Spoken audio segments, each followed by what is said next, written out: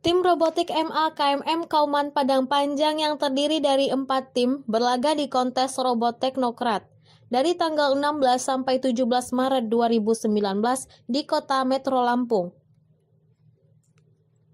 Bertempat di Gedung Indoor Gelanggang Olahraga Universitas Teknokrat Indonesia Bandar Lampung, sebanyak 71 tim dari 16 sekolah menengah tingkat atas atau SLTA berlaga di ajang kontes robot teknokrat.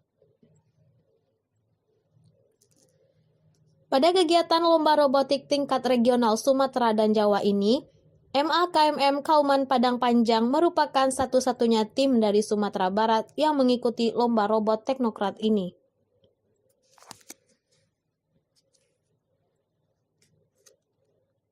MA-KMM Kauman Padang Panjang menurunkan 4 tim robotik yang terdiri dari 2 tim line follower, program, dan 2 tim dari roket air.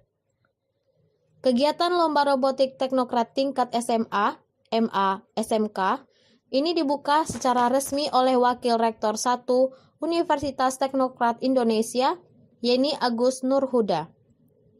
Ini juga disambut oleh pihak sekolah, di mana mereka juga memberikan daya yang memadai kepada para siswanya untuk terus meningkatkan keterampilan dan keahlian mereka di bidang ini.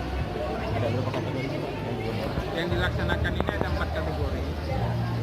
Yang pertama ini lomba land follower. Land follower sendiri itu dibagi menjadi 2 kategori. Kemudian ada lomba glider pesawat.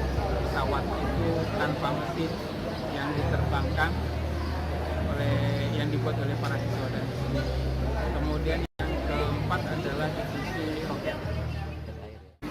Dari Bandar Lampung, Tim Liputan Minangkabau TV melaporkan.